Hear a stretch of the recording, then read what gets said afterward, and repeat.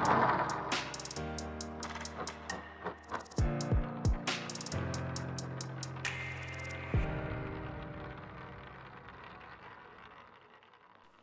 मसीह की। मसीह में मेरे प्यारे भाई और बहनों, मैं आपका भाई सूरज एक बार फिर से आपके समक्ष बाइबल अध्ययन लेके आया हूँ।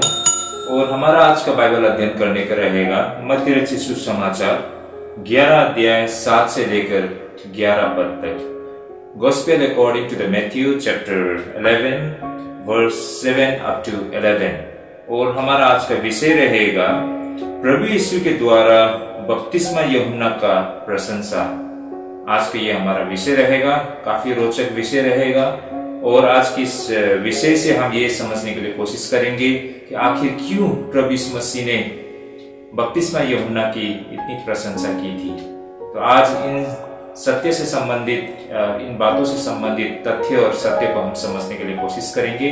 तो चलिए भाई और बहनों, हम शुरू करते हैं। और मेरी आप सभी से ये गुजारिश है कि जब आप इस वीडियो को देखेंगे तो अपने मन ही मन में जरूर प्रार्थना कीजिएगा ताकि प्रभु हमें पवित्र आत्मा द्वारा अगुवाई करे और इस वीडियो के माध्यम से हम इन बाइबल अध्ययन को हम समझ सके।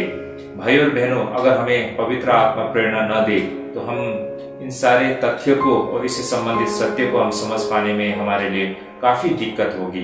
तो परमेश्वर ही हमें वो समझ और बुद्धि दे सकते हैं ताकि इससे संबंधित जो सत्य है और तथ्य है इसे हम समझ पाए। तो चलिए भाई और बहनों, हम शुरू करते हैं। और इससे पहले कि जितने भी हमारे बाइबल अध्ययन हमने जो की है वो आपको प्लेलिस्ट में मिल जाएगा। आप कृपया आप प्लेलिस्ट में भी जाकर वहां से भी आप देख पाएंगे। तो भाई और बहनों, चलिए हम शुरू करते हैं। आज का हमारा विषय प्रभु यीशु के द्वारा बपतिस्मा यूहन्ना का प्रशंसा, ये हमारा आज का विषय रहेगा। और बाइबल के वचन रहेगा मत्ती रचित सुसमाचार 11 अध्याय 7 से 11 पद। इससे पहले हमने 11 अध्याय 1 से लेकर 6 पद तक किया था। वो सारे वीडियोस भी हमारे प्लेलिस्ट में हैं। और आज हम 7 से लेकर 11 तक हम करेंगे और अगले वीडियो में हम 12 से लेकर आगे हम कंटिन्यू करेंगे। तो कहने का मतलब हम बिल्कुल हर पद को लेकर हम अध्ययन कर रहे हैं। Every chapter to chapter, verse to verse, हम किसी भी चैप्टर को, किसी भी पद को छोड़े बगैर हम इस पर गहराई से अध्ययन कर रहे हैं और बिल्कुल सरल तरीके से हम अध्ययन कर रहे हैं ताकि हमें से हर कोई सत्य को सही तरीके से समझ पाए। तो चलिए भाई और बहनों, हम शुरू करते हैं। और आइए हम सबसे पहले वचन को पढ़ लेते हैं। यहाँ पर वचन इस प्रकार लिखा है। आप लोग अपने अपने बाइबल को भी जरूर देख लीजिए और अपने बाइबल में किस तरह इन वचनों को लिखा है। और क्योंकि हर बाइबल का ट्रांसलेशन और उनके लिखने के तरीके, अंदाज अलग अलग होता है, इस कारण शायद थोड़ा फर्क पड़ सकता है। इसलिए आप जिस बाइबल को इस्तेमाल कर रहे हैं उस बाइबल में भी जरूर इस वचन को देखिए। तो यहाँ पर वचन इस प्रकार लिखा है, मत्ती रचित सुसमाचार 11 अध्याय 7 से 11 पद तक। आइए हम इसे पढ़ते हैं। परमेश्वर का वचन यहाँ पर इस प्रकार लिखा है। जब वे वहां से चल दिए तो यीशु यूहन्ना के विषय में लोगों से कहने लगा, तुम जंगल में क्या देखने गए थे? क्या हवा से हिलते हुए सरकंडे को? फिर तुम क्या देखने गए थे?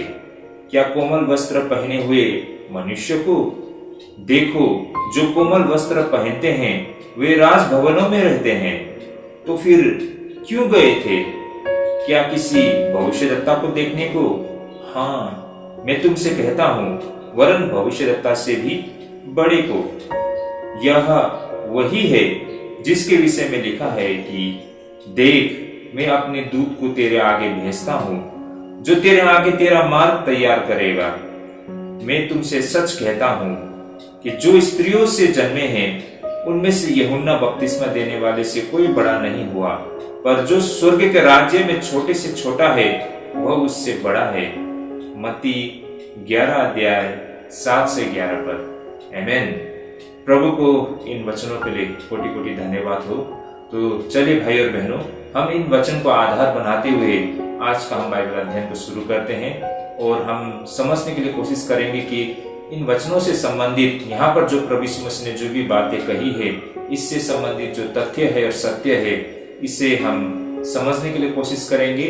तो आइए मेरे साथ अंत तक बने रहिएगा, बिना स्किप किए, बिना इस वीडियो को काटे बगैर आप निरंतर देखते रहिए, तभी जाके आप सही मायने में इन वीडियो के माध्यम से इन वचन से संबंधित सत्य को सही तरीके से समझ पाएंगे। तो चलिए हम शुरू करते हैं। जैसे कि हम देख पाते हैं, अब बातें यहाँ पर इस प्रकार है, जब बपतिस्मा यूहन्ना को बंदी गृह में डाल दिया गया था, तब उस वक्त यूहन्ना ने अपने चेले को प्रभु यीशु मसीह के समक्ष भेजा था, ये पूछने के लिए कि जो आने वाला है क्या वो आप ही हो या हम किसी और की इंतजार करें। इस प्रश्न के साथ यूहन्ना ने अपने शिष्यों को प्रभु यीशु मसीह के पास भेजा था और प्रभु यीशु मसीह ने भी उन्हें उसी प्रकार उत्तर देते हुए उन्हें लौटा दिया था। इससे संबंधित जो अध्ययन हमने पिछले वीडियो में किया है, आप लोग प्लेलिस्ट में देख सकते हैं, उस पर हमने बिल्कुल विस्तार से अध्ययन किया है इस पर। तो जब प्रभु यीशु मसीह ने यूहन्ना के शिष्यों को वापस लौटा दिया उत्तर के साथ, तब प्रभु यीशु मसीह यूहन्ना के विषय में लोगों से ऐसे कहते हैं कि तुम जंगल में क्या देखने गए थे? क्या हवा से हिलते हुए सरकंडे को? भाई और बहनों, ऐसा प्रभु यीशु मसीह ने क्यों कहा था? इसके पीछे तथ्य क्या है? इसके पीछे क्या रहस्य है? आइए आज हम इसे बिल्कुल एक एक करके हम समझने के लिए कोशिश करते हैं। भाई और बहनों, ऐसा बहुत कम लोग हैं जिन्हें यीशु ने इतनी अद्भुत सम्मान दी है। हम इतिहास में देखेंगे तो बाइबल में हम कम ही हमको ऐसा दिखाई देता है किसी इंसान के विषय में प्रभु यीशु मसीह के द्वारा इतना अद्भुत सम्मान देते हुए। तो भाई और बहनों, यहाँ पर हम देख सकते हैं कि प्रभु यीशु ने बपतिस्मा देने वाले यूहन्ना को जो सम्मान दी थी, ऐसा सम्मान हम बहुत ही कम लोगों को प्रभु यीशु मसीह के द्वारा कहते हुए हमको दिखाई देता है। भाई और बहनों, प्रभु यीशु लोगों से यहाँ पर पूछ रहे हैं कि जंगल में क्या देखने गए थे? जब वे यूहन्ना के पास जा रहे थे, क्या हवा से हिलते हुए सरकंडे को देखने गए थे? प्रभु यीशु ऐसा क्यों कह रहे हैं? इसके पीछे कहने का प्रभु यीशु मसीह का तात्पर्य क्या हो सकता है? आइए भाई और बहनों, इसे हम समझने के लिए कोशिश करेंगे। यहाँ पर प्रभु यीशु मसीह यूहन्ना को संबोधित करते हुए प्रभु यीशु मसीह का ये कहावत थी, जैसे कि यरदन नदी के किनारे लंबी लंबी घास उगाई थी और हवा में लहरा रहा था, तो यही कारण हो सकता है प्रभु यीशु मसीह इस तरह से कह रहे थे। वास्तव में लोग अवश्य ही उस सरकंडे को देखने को नहीं उमड़े थे। भाई और बहनों, ये आप और हम सब जानते हैं, लेकिन प्रभु यीशु मसीह ने ऐसा क्यों कहा था? या फिर इसका यह मतलब भी हो सकता है कि क्या तुम लोग यूहन्ना को इसलिए देखने गए थे कि ताकि उसको परखे कि कहीं वो हवा के झोंके से थरथराने वाला कमजोर सरकंडे की तरह तो नहीं? तो प्रभु यीशु मसीह का ये बातें कहने के पीछे ये तात्पर्य भी हो सकता है। यहाँ पर प्रभु यीशु मसीह लोगों को ये कहना चाहते हैं कि तुम इसलिए वहां पर गए थे ताकि तुम यूहन्ना को परखे कि वो किस तरह का व्यक्ति है, जो बातें वो बता रहा है क्या वो आम बातें हैं या फिर वो बातें सचमुच में सत्य से संबंधित एक महान बातें हैं। तो इस तरह से उन्हें परखने के लिए तुम गए थे। तो यही बातों को प्रभु यीशु मसीह एक उदाहरण के तौर पर या फिर एक उपमा के रूप में प्रभु यीशु मसीह ने कहा उन लोगों से कि तुम जंगल में क्या देखने गए थे? क्या हवा से हिलते हुए सरकंडे को? चाहे जो भी हो, लोग यूहन्ना को देखने के लिए उमड़ पड़ते थे। भाई और बहनों, हमने देखा है, हमने कई बार सुना है ना, लोग हमेशा यूहन्ना के आगे पीछे होते थे ना, यूहन्ना लोगों से घिरे होते थे और लोग उसे सुनने के लिए उमड़ पड़ते थे और निश्चित तौर पर वे किसी एक सामान्य व्यक्ति को, एक साधारण व्यक्ति को देखने के लिए नहीं गए थे। देखिए भाई और बहनों, वास्तव में तथ्य ये है कि कोई भी अकेले ऐसे साधारण या फिर एक सामान्य व्यक्ति को देखने के लिए उजाड़ या फिर एक रेगिस्तान में नहीं जाना चाहेगा। भाई और बहनों, बात सीधी सी है कि यूहन्ना एक असाधारण व्यक्ति था। वो ना तो घास की तरह साधारण था और ना ही हवा के झोंके से लहराने वाले सरकंडे की तरह था। और उसी प्रकार अगर हम 8 पद में देखेंगे तो जैसे कि यहाँ पर वचन में लिखा है कि फिर तुम क्या देखने गए थे? क्या कोमल वस्त्र पहने हुए मनुष्य को? देखो, जो कोमल वस्त्र पहनते हैं वे राजभवनों में रहते हैं। तो भाई और बहनों, ये स्वाभाविक है कि उस जमाने में जो महंगे वस्त्र पहनते हैं वे आमतौर पर राजभवनों में ही दिखाई देते हैं, या फिर ऐसे लोग राज परिवार से संबंधित लोग ही होते थे जो महंगे और कोमल वस्त्र पहना करते थे। लेकिन आज के जमाने में ये बिल्कुल अलग है। आज के जमाने में हम देख पाते हैं कि जिसके पास अधिक रुपया पैसा हो तो वो चाहे अगर महंगा कपड़ा या फिर एक अच्छे कपड़े लगाना चाहे तो वो लगा सकता है। लेकिन उस जमाने में ऐसा नहीं था ना, हर किसी के पास इतना रुपया पैसा नहीं होता था और आमतौर पर एक कोमल और एक अच्छा वस्त्र और कह सकते हैं कि महंगा वस्त्र वही लोग पहनते थे जो राज परिवार से होते थे या फिर राज परिवार से संबंधित। तो यही कारण है कि यहाँ पर प्रभु यीशु मसीह इस प्रकार कहते हैं कि फिर तुम क्या देखने गए थे? क्या कोमल वस्त्र पहने हुए मनुष्य को? देखो, जो कोमल वस्त्र पहनते हैं वे राजभवनों में रहते हैं। तो यही कारण था प्रभु यीशु मसीह का ऐसा कहने का।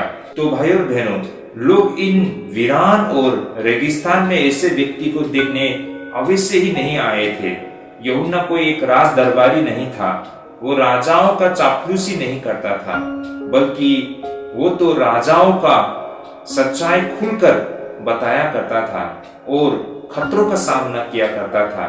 यूहन्ना परमेश्वर का राजदूत था, वो अग्रदूत था, ना कि कोई राज दरबारी जो कोमल वस्त्र पहनकर राजाओं की चापलूसी किया करता था, बल्कि वो तो बेधड़क सत्य को रखा करता था।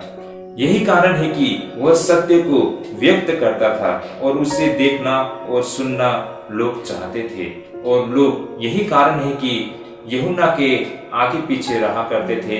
लोग उनकी बातों को सुनने के लिए उमड़ पड़ते थे।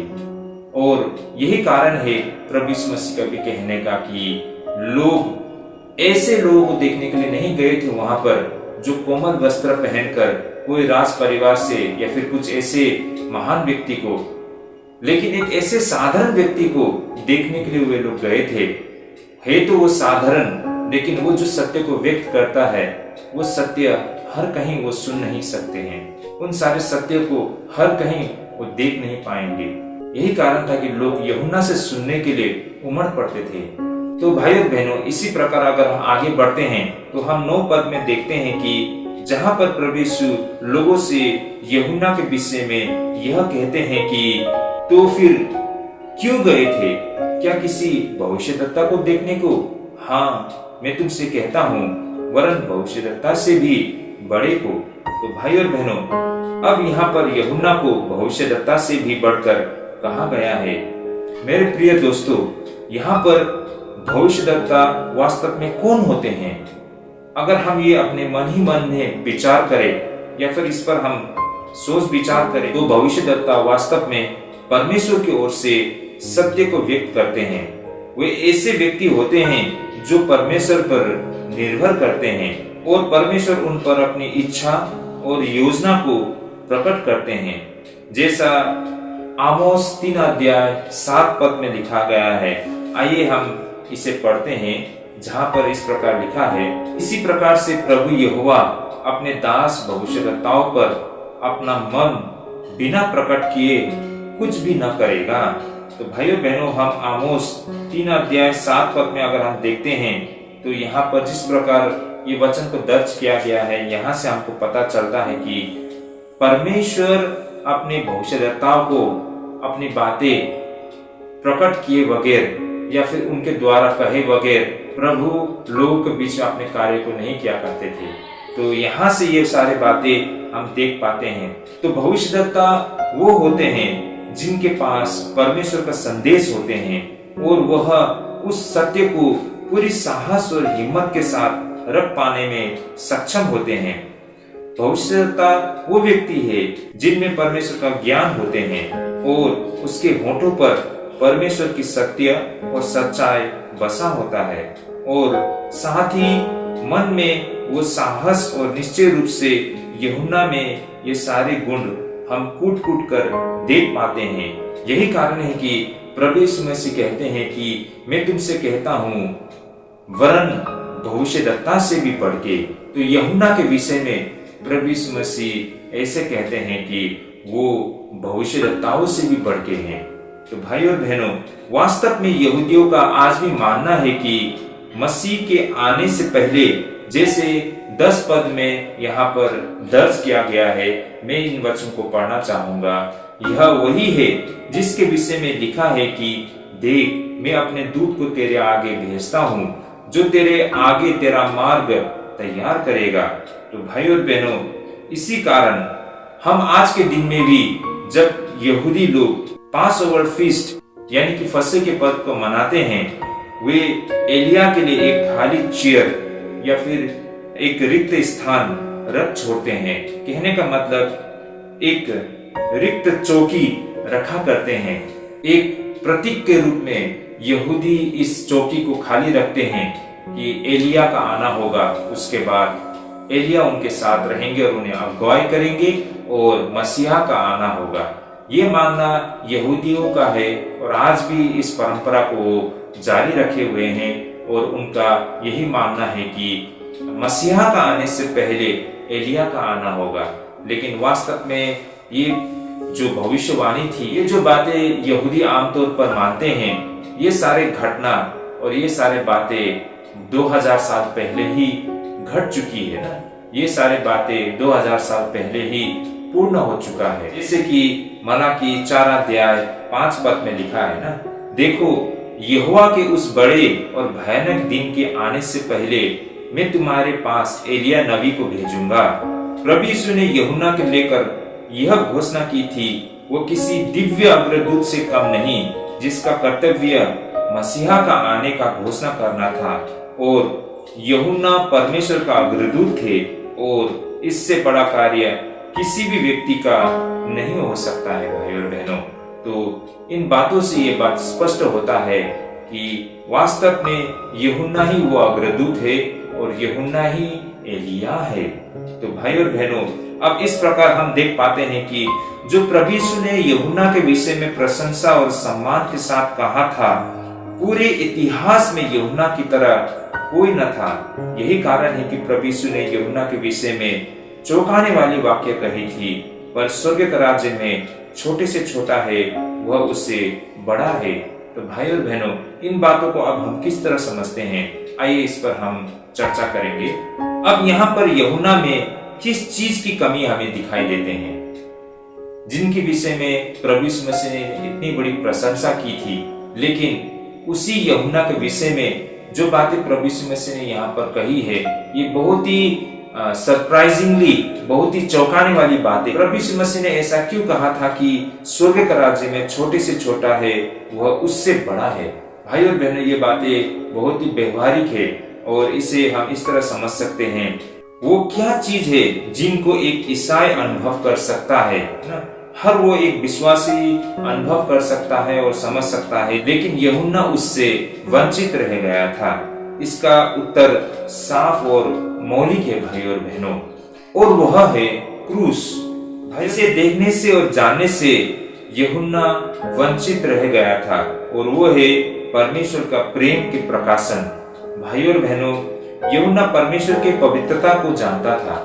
शायद उन्होंने परमेश्वर के न्याय के विषय में कहा होगा, लेकिन परमेश्वर के प्रेम को पूर्णता में कभी वो समझ नहीं पाया। भाई और बहनों, हम ऐसा क्यों कह रहे हैं, इसके पीछे कहने का कारण क्या हो सकता है? हमने यूहन्ना और प्रभु यीशु मसीह के दोनों के संदेश को सुना है। हम में से कोई भी यूहन्ना के संदेश को सुसमाचार तो नहीं कहते हैं ना, लेकिन उसी प्रकार हम देखें तो हम प्रभु यीशु मसीह के कहे हुए वचन को या उसके संदेश को हम सुसमाचार कहते हैं।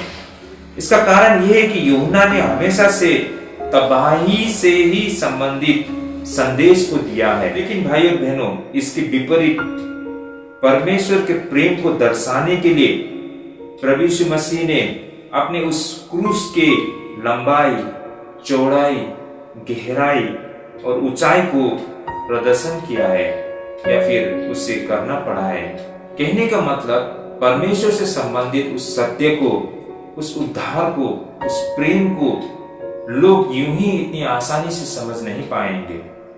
मात्र प्रभु यीशु मसीह ने जिस प्रकार एक मानव रूप में देह धारण करके लोगों के बीच में प्रकट हुए और उन्होंने उस सत्य को और उस परमेश्वर के महान उद्धार के कार्य को और उस प्रेम को अपने कार्य के द्वारा दिखाया, उस क्रूस के द्वारा दिखाया, तब जाके लोगों ने परमेश्वर के प्रेम को, लोगों ने परमेश्वर के कार्य को, लोगों ने परमेश्वर के उस उद्धार के और योजना को समझ पाए हैं भाई और बहनों।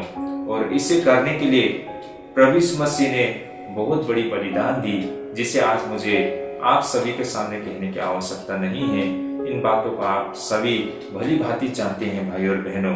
आज हकीकत में एक आम और विनम्र विश्वासियों को पुराने नियम की उन महान भविष्यताओं की तुलना में परमेश्वर के विषय में अधिक समझ और जानने का मौका मिला है।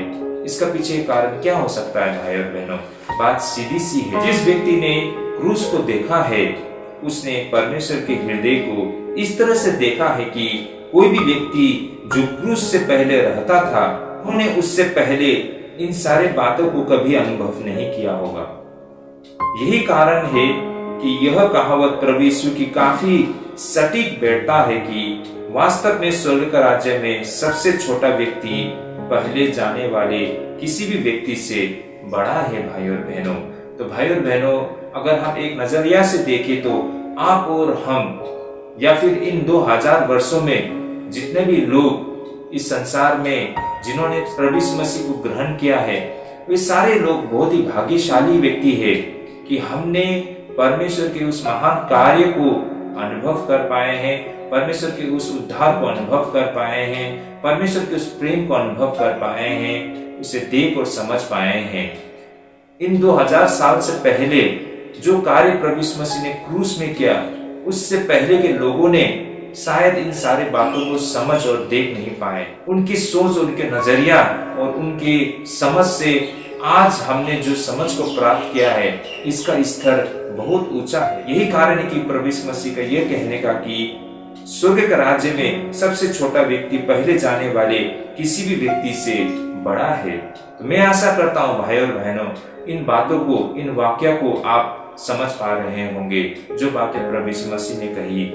मुझे भी एक समय में ये बातों को समझने में बहुत दिक्कत होता। तो भाई और बहनों, वास्तव में अगर हम देखें तो आप और हम बहुत ही भाग्यशाली व्यक्ति है कि आज हम परमेश्वर के प्रेम को देख और समझ पाने में सक्षम है। लेकिन इसी के साथ हमें और हम पर बहुत बड़ा या फिर 2 गुना दायित्व भी बनता है कि हम उस सत्य को अभ्यास में लाए, उस प्रेम को हम लोगों के साथ बांट पाए और उस मार्ग में हम बने रह सके। और यही कारण है कि जिस प्रकार हम भाग्यशाली इन सत्य को समझ और देख पाने में, उसी प्रकार हम पर 2 गुना दायित्व और जिम्मेदारी भी बनता है। यूहन्ना एक ऐसा व्यक्ति था जिन्होंने उस लक्ष्य को तो संबोधित किया, लेकिन खुद उसमें प्रवेश नहीं कर पाया। कुछ ऐसे विशेष लोग होते हैं भाई और बहनों, जिनको परमेश्वर का चिन्ह प्राप्त करने के लिए योग्य बनाया जाता है और वे एक नई आदर्श और एक नई महानता की ओर इशारा करते हैं। जैसा स्वयं तो प्रवेश नहीं कर पाएंगे, लेकिन अन्य के लिए द्वार खुल जाती है। जैसे कि उदाहरण के लिए हम महात्मा गांधी को ले सकते हैं ना, फादर ऑफ द नेशन जिसे हम कहते हैं महात्मा गांधी जी। तो उनके जीवन से, उनके कार्य से इन बातों को हम समझ सकते हैं। यूहन्ना के जीवन को आज के समय में हम महात्मा गांधी के कार्य से भी हम समझ सकते हैं। तो मैं इन बातों को इस तरह रखना चाहूंगा कि महात्मा गांधी ने इस देश को आजाद कराने के लिए कितना संघर्ष किया, ये आप और हम भली भांति जानते हैं। और महात्मा गांधी की तरह वे सारे उनसे पहले के जो स्वतंत्र सेनानी लोग थे, उन्होंने भी बहुत संघर्ष किया और बहुत बड़ी बड़ी बलिदान भी दी। लेकिन दुर्भाग्य से वे लोग ऐसे व्यक्ति थे कि जिन्होंने एक आजाद देश में या फिर आजाद देश में कदम ही रख नहीं पाया ना, या फिर एक आजाद देश में उस आजाद देश की हवा को वो महसूस ही नहीं कर पाए, है ना। तो यही कारण है आज बहुत सारे लोग ऐसे भी कहते हैं ना, अगर आज महात्मा गांधी होते तो शायद महात्मा गांधी भी इस देश के हालत को देखकर बहुत दुखी होते। ऐसा कुछ लोगों का कहना, लोगों का मानना भी है भाई और बहनों।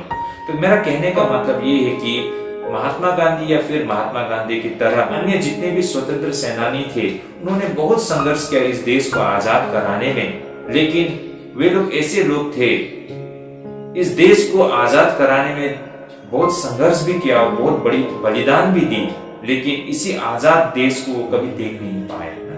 इस आजाद देश में कभी कदम रख नहीं पाए, इस आजाद देश के हवा को कभी वो महसूस नहीं कर पाए। इसी प्रकार हमारे बपतिस्मा देने वाला यूहन्ना भी या फिर उनके जीवन भी उसी प्रकार। मैं और एक आप सभी के सामने एक उदाहरण रखना चाहूंगा।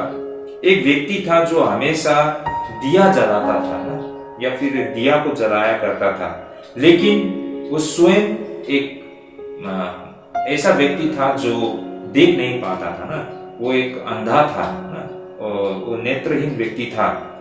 लेकिन इसका मतलब यह नहीं है कि उसका दिया जलाना बेकार है या फिर वो व्यर्थ है, क्योंकि इस दिया के कारण दूसरों को रोशनी मिल रही थी। तो भाई और बहनों, इसी प्रकार हमें भी कभी निराश नहीं होना चाहिए कि जो हम कर रहे हैं उससे किसी को फायदा नहीं हो रहा है। इस तरह का सोच हमारे मन में, हमारे ख्याल में नहीं आना चाहिए, क्योंकि हम नहीं जानते हैं कि अंत में यह कैसा फल लाएगा। परमेश्वर को यूहन्ना की आवश्यकता था और परमेश्वर को यूहन्ना की चिन्ह की आवश्यकता था, ताकि लोगों को मार्ग बता सके। तो भाइयों बहनों, हमें भी फल की आस लगाए बगैर अपने कर्तव्य को पूरी निष्ठा से करते रहना चाहिए। हम परमेश्वर की इच्छा और योजना को अच्छी तरह नहीं समझ सकते हैं। यही कारण है कि हमें परमेश्वर में विश्वास रखते हुए आगे बढ़ते रहना चाहिए, और परमेश्वर आपके द्वारा, परमेश्वर जो कुछ कार्य करता है उसका नतीजा का अंदाजा हम मात्र लगा सकते हैं, लेकिन वास्तव में इसका क्या नतीजा होगा हम नहीं जानते हैं भाई और बहनों। इसीलिए हमें अपने कर्तव्य निभाने में हमें कभी पीछे नहीं हटना चाहिए। इसका नतीजा क्या निकलेगा, इसका प्रतिफल क्या होगा, इसका बगैर चिंता करते हुए हमें जो दायित्व दिया गया है, जो कर्तव्य हमें दिया गया है, उसे हमें निभाने की आवश्यकता है। जिस तरह यूहन्ना को जो कर्तव्य दिया गया था, जो जिम्मेदारी दी गई थी, उन्होंने अपने पूरे निष्ठा से उस चीज को उन्होंने किया, और इसका फल, उसका नतीजा भी हम देख पाते हैं ना। तो उसे एक अग्रदूत के रूप में देखा गया ना, एक एलिया के रूप में देखा गया उसे, और उसे स्वयं प्रभु यीशु मसीह उद्धारकर्ता ने इतना प्रशंसा किया कि इतिहास में किसी भी ऐसे एक व्यक्ति को स्वयं परमेश्वर द्वारा इतना प्रशंसा नहीं किया होगा जितना बपतिस्मा यूहन्ना के, या बपतिस्मा देने वाले यूहन्ना को किया गया था। तो भाई और बहनों, ये आप और हमारे लिए भी आज एक बहुत बड़ा संदेश बनता है कि हमें ये नहीं सोचना चाहिए जो कर रहे हैं इसका क्या नतीजा निकलेगा, इससे लोगों को क्या फायदा होगा, इससे लेकर हमें निराश नहीं होना चाहिए, लेकिन हमें जो हमारे जो कर्तव्य है उसे हमें पूरी निष्ठा के साथ निभाना चाहिए। तो ये बातें और इस आज के बाइबल के विषय से संबंधित इन बातों से हम ये सारे बातें और ये सारे संदेश हम आज ले सकते हैं भाई और बहनों। तो यही था हमारा आज का बाइबल अध्ययन, और आगे भी आप लोग जुड़ते रहिए। इससे आगे हम और भी इससे संबंधित जो तथ्य है हम इस पर अध्ययन करेंगे, और जो बातें आपने आज इस बाइबल अध्ययन से समझा है आप अपने प्रतिक्रिया अंत में आप दे सकते हैं, और ये जो वीडियोस को आप सभी के साथ शेयर कर सकते हैं, ताकि दूसरे लोग भी बाइबल से संबंधित, इन वचनों से संबंधित जो तथ्य है, जो रहस्य है, या फिर इससे संबंधित जो सत्य है उसे समझ पाए। तो यही था हमारा आज का बाइबल अध्ययन। अगले वीडियोस में, अगले बाइबल अध्ययन में जरूर आप लोग जुड़िएगा। तो आज के लिए हम यहीं पर स्थगित करते हैं। आप सभी का समय देने के लिए परमेश्वर आप सबको अगुवाई करे, और परमेश्वर आप सबको ढेरों आशीष करे। जय मसीह।